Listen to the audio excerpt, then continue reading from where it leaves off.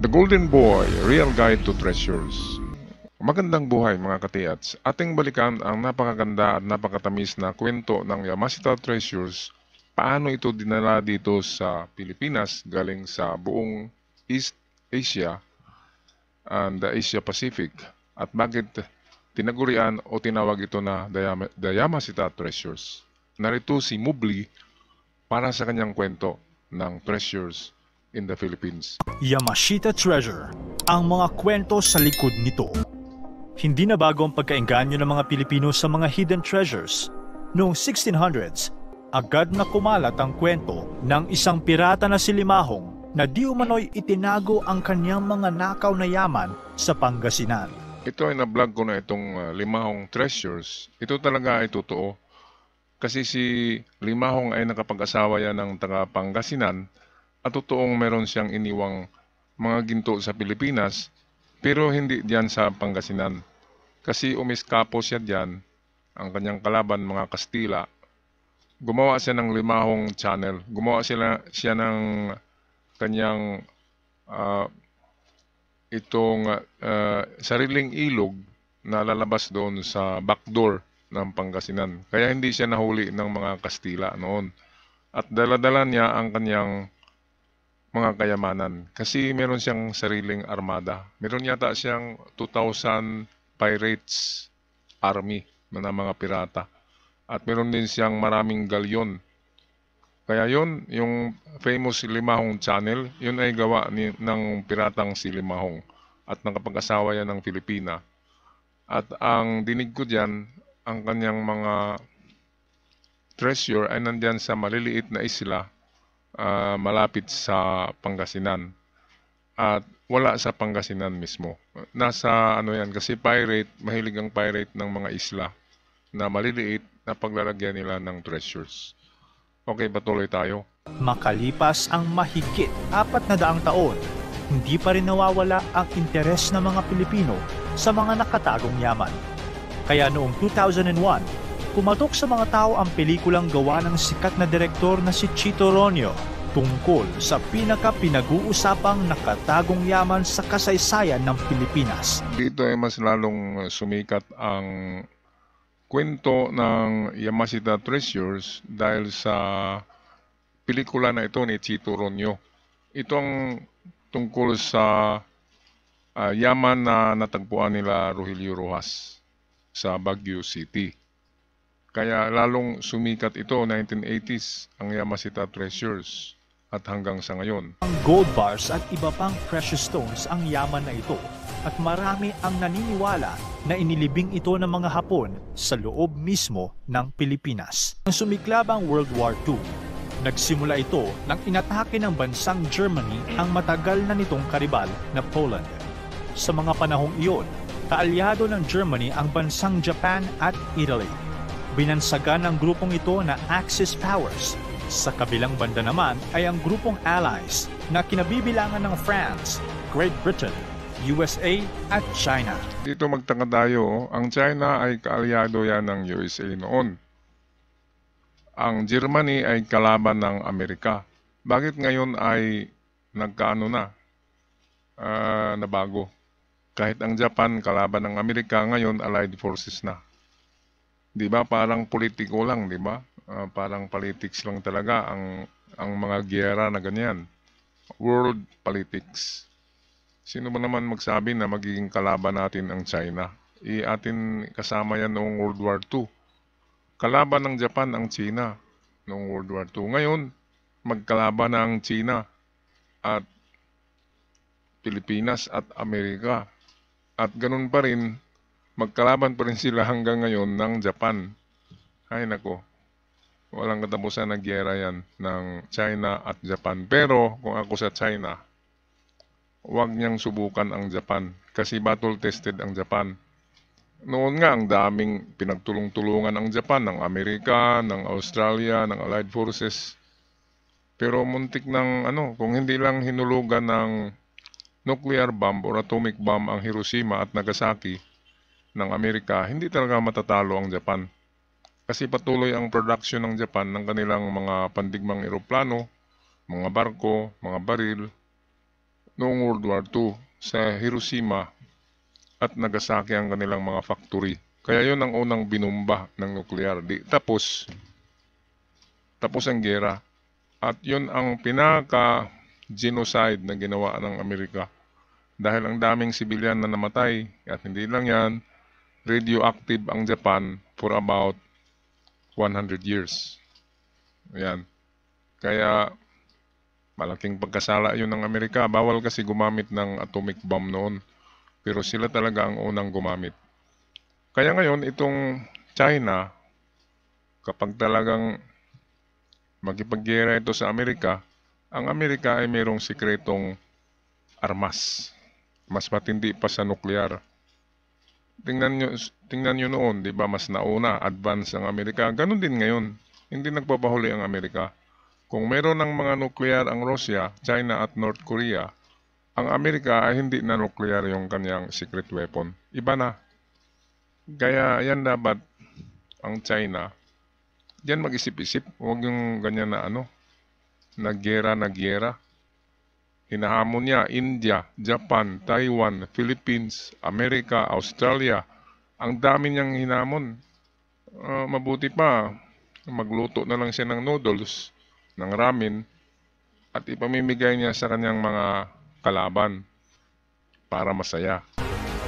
Disyembre 8, 1941, nang magdeklara ng digmaan ang Japan laban sa USA noong binomba ng mga hukbong Hapon ang Pearl Harbor na nasa United States Pacific Knee.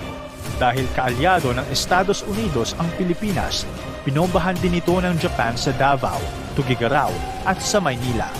Dito nagsimula ang pagsakop ng mga Hapon sa Pilipinas. Ito ang mangyari ngayon. Kapag binumba ng China ang Taiwan, bubumbahin din niya ang Pilipinas kasi narito ang mga Amerikano. At siyempre, kalaban din natin ang China. Kaya yan ang uunahin talaga ng China, ang Taiwan at Pilipinas. Ngayon kung wala na ito, tsaka niya bumbahin ang Japan. Ngayon, hindi lang kasi Pilipinas ang kalaban niya. Nandyan pa rin yung Malaysia, Indonesia, Java, Vietnam. Maliliit na yan. Pero nangagat din yan. Kumakagat din parang langgam. Maliliit lang yan ng mga nasyon. Parang Pilipinas. Pero marunong din yan kumalabit ng baril. At kung wala ng baril, pwedeng espada na lang or itak ang gagamitin. Yung guerrilla warfare ang tawag. Kaya kung ako sa China, kung ayaw niyang mabawasan ng kanyang populasyon, ay huwag siyang ganyan. Huwag magipaghamon. Nandyan pa yung India. Kalaban niyang daming sa India. Isa rin yan sa most populous country, ang India. Pangalawa yan sa China. Kaya dapat mag-isip ang China bago siya magipaghamon ng giyera. Kasi napaligiran siya ng lahat. Checkmate na yan. Checkmate. Walang lusot. Walang magagawa. Kapag may giyera, checkmate kaagad ang China. Si Qin no Yuri ang nag-utos nito at itinalaga ang kanyang kapatid na si Prince Chichibu para manguna. Nang napili ito, agad namang humingi ng tulong ang prinsipe sa mga Yakuza gangsters. Ang Yakuza gangsters ay isang notorious na sindikato sa Japan na sangkot sa iba't ibang krimen tulad ng pagpatay, pagnanakaw at iba pa. Sa sanib puwersa ng mga sundalong Hapon at mga Yakuza gangsters, naghasik sila ng lagim sa mga bansa sa Southeast Asia at nakaipon ng malaking yaman na ngayon ay kilala natin bilang Yamashita Treasure. Ito ang kwento ng Kinoyori. Ang Kinoyori ay Japanese word yan ng golden lily. Ang golden lily, ang haligi dyan o ang ulo ay si Emperor Hirohito Showa. Ang mga kapatid ni Showa, sina Chichibo, si Mikasa, at saka si Takeda. At si Yamashita ay kasama din yan sa The Golden Lily. At meron din silang kasama na pinaka-leader ng Yakuza, si Kagima, ang pinaka-notorious gangster sa Japan. Nakasuot din yan sila ng military. Kaya yung mga halang ang kaluluwa noong World War II, pwedeng yun ang grupo ni Kagima ng notorious Yakuza. Yun ang pumapatay yata ng mga sanggol. Nire-rape ang mga babae. And then pumuputol din ng mga ulo kasi mga kasi yakuza. At sila yung namamahala sa pagransak ng lahat ng bangko, ng minahan. Kahit dito sa Surigao ay mayroong minahan na tinatawag South Seas. Amerikano ang nagmimina noon at napakaraming gold bars. At ang dinig ko ay binaon ng Amerikano ang gold bar sa bundok. Bago dumating ang mga Hapon ay naibaon na. At ang nakuha ng mga Hapon ay yung unprocessed gold na lang. Pero ang gold bars ay sikretong itinago ng Amerikano. At binalikan ng mga Amerikano yon after the war. Yung gold na galing sa kanilang mina.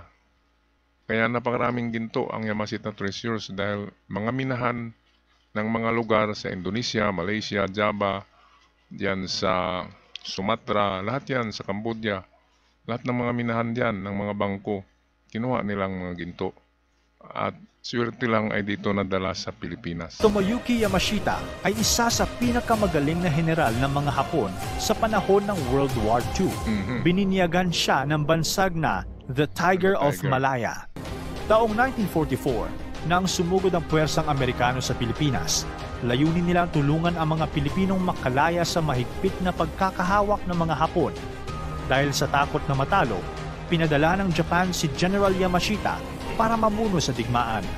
Matindi ang naging labanan ng hukbong Hapon at Amerikano, pero di naglaon ay natalo din ang mga Hapon at napilitan ng general na tumakas papunta sa mga bundok ng Sierra Madre. Ito yung part 2 ng giyera na yan kasi ang part 1 ng giyera na yan ay 1940. Yung pag-umpisa pa lang 1941, 1940. 1939 ay narito na ang mga Amerikano. Sila Douglas MacArthur ay narito na, nakatago na yan, nakaposisyon na sa Pilipinas at gumawa na sila ng mga war bunkers, war tunnel. Katulad yan sa Bataan, yung korehidor dyan. Ginawa yan ng Amerikano 1930s pa. Saka yung sa Elephant Island sa Cavite, yung fortress doon, ginawa din yan ng Amerikano 1930s pa. Dipinsa nila yon sa itong naririnig nila na invasion of Japanese sa Pilipinas. Sa Guam, gumagawa din ng mga Amerikano. Sa Hawaii, gumagawa din sila dyan ng mga war tunnel, war bunkers. 1930s pa. Kaya matagal na nag-prepare ang Amerika para sa giyera na ito. Ngayon sa Pilipinas, ang Amerika ay sikretong gumagawa din dyan sa Subic, doon sa Bataan, sa Palawan. At dinig ko, meron din dito sa Mindanao isa. Lahat-lahat ay merong 7 EDCA sites or 7 American bases na narito sa Pilipinas. At nadagdagan pa yan, meron pa. Balita ako ay isa sa mga isla dyan sa Pag-asa ay gagawa din yan ang Amerikano dyan ng mga fortress. Itong mga isla na fortified, pag nalagyan nila ng mga malalaking armas na klase. Okay, kaya hindi basta-basta ang Amerika kapag kinakalaban yan. Pero nung unang bugso ng giyera, in 1941, natalo dyan ang Amerikano. At umatras sa kabundukan kasamang mga gerilya at si MacArthur ay lumipad pabalik sa Amerika. Ngayon, nag-revenge si MacArthur sa pagbalik niya 1944 I shall return, ang sabi niya. 1944, matagal siya bumalik, 3 taon. At pagbalik niya, dala-dala niya yung mga B-52 bomber, mga modernong eroplano yon na ang dami-daming kargang bomba. Binumbahan lahat ng Hapon, lahat ng barko. Lumubog lahat ang mga pandigma ng Hapon. Kaya dyan, surrender dyan si Yamashita kay Douglas MacArthur. Sila yung magkalaban talaga. Kaya ayon, sa ending ng buhay ni Yamashita, binitay siya. Binitay siya at si Douglas MacArthur ang nagpabitay. At hindi lang yan. Ay bago binitay si Yamashita, tinorture daw yan at kinuha kay Yamashita ang ibang mapa ng Yamashita Treasures. Kaya yan, karamihan ng treasures ay nandun talaga sa Amerika.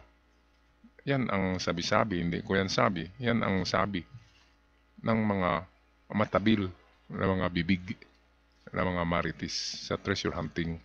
Dito na nagsimula ang mga usap-usapan na ang mga yaman ng hukbong Hapon ay inilibing ng grupo ni General Yamashita. Eto na. Ayon sa mga kwento, isang prinsipe sa pangalang Tsuneyoshi Takeda, isa sa mga pinuno ng hukbong Hapon na nasa Pilipinas, ang nagpagawa ng mga lagusan sa mga bundok ng Pilipinas para doon ilagay ang kanilang mga nakaw na yaman. Itong si Prince Takeda, ito yung trusted brother ni Chichibo. Si Chichibo ang pinakamatalino diyan. Si Chichibo ang ulo ng giyera.